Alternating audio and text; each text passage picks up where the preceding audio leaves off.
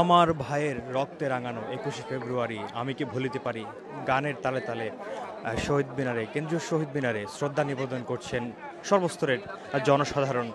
দর্শক, আপনাদেরকে সরাসরি সংযুক্ত করেছি কেন্দ্রীয় শহীদ মিনার থেকে, এবং এখানে কিন্তু গতকাল রাত থেকে, অর্থাৎ মধ্যরাতে প্রথম প্রহর থেকে কিন্তু ভাষা শহীদদের প্রতি শ্রদ্ধা নিবেদন করছেন সর্বস্তরের মানুষ।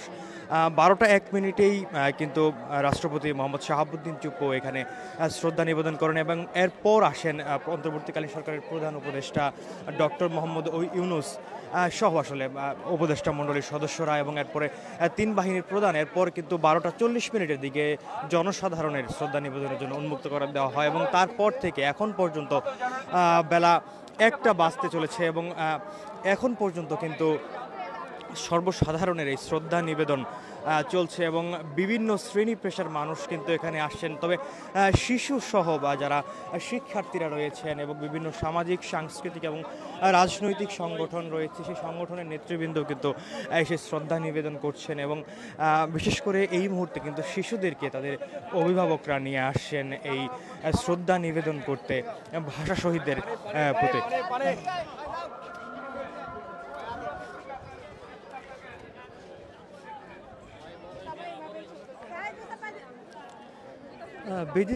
বেদির সামনে কিন্তু শ্রদ্ধা নিবেদনের পর শিশুদের সাথে ছবি তুলছেন অনেকেই, এবং অভিভাবকরা তারা ছবি তুলে সেই মুহূর্তটিকে স্মরণীয় করে রাখছেন। এছাড়া দর্শক, আপনাদেরকে যদি জানিয়ে রাখি, এখানে কিন্তু রোভার স্কাউট সদস্যরা সহ আসলে যারা রয়েছেন তারা কিন্তু এখানকার নিরাপত্তা দায়িত্বে রয়েছেন। এছাড়াও এই শহীদ মিনার প্রাঙ্গণটি ঘিরে কিন্তু আইন শৃঙ্খলা রক্ষাকারী বাহিনীদের সতর্ক অবস্থান লক্ষ্য করা যাচ্ছে।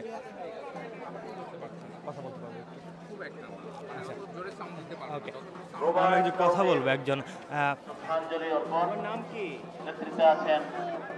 কেন এসেছো?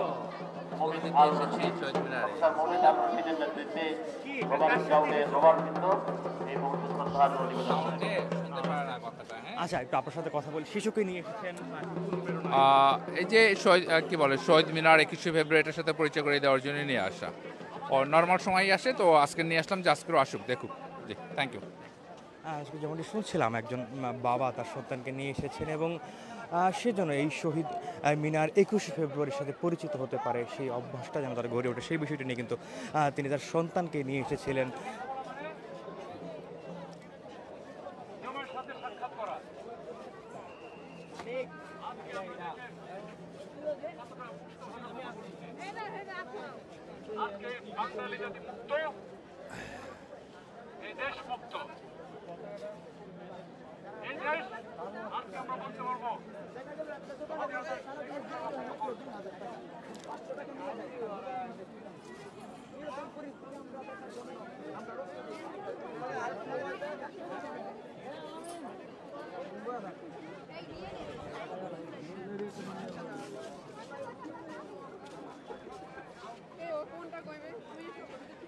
বিভিন্ন শ্রেণী পেশার মানুষ কিন্তু এখানে জড়ো হচ্ছেন, এবং তারা তাদের শ্রদ্ধা নিবেদন করছেন, এবং তারা বলছিলেন ২১-এর যে চেতনা, নিজের মায়ের ভাষায় কথা বলার জন্য যেভাবে শহীদ হয়েছেন সালাম, বরকত, রফিক সহ নাম জানা আরও অনেকেই, তাদের প্রতি শ্রদ্ধা এবং তাদের সেই ৫২-র যে অনুপ্রেরণা, সেটি যেন সকলে ধারণ করতে পারেন, সেই বিষয়টা নিয়ে তারা বলছিলেন। এবং আরও সাথে বলছিলেন বর্তমান অন্তর্বর্তীকালীন সরকারের কাছে তারা আরও একটু বিষয় বারবার দাবি জানাচ্ছিলেন, যে সেই বিষয়টি বিগত সময়গুলোতে যেই নিরাপত্তার বিষয়টি, সেটি কিন্তু তারা এখানে উল্লেখ করছিলেন। দর্শক, আপনাদেরকে জানিয়ে রাখি, বেলা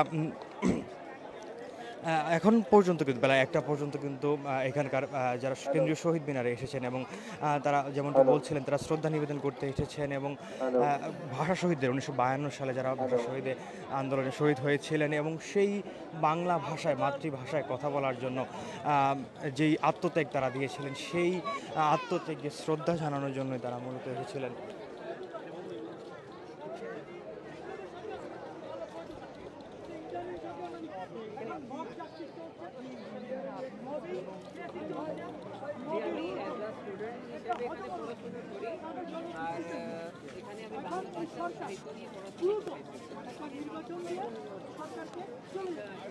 ইউনিভার্সিটি থেকে প্রাইভেট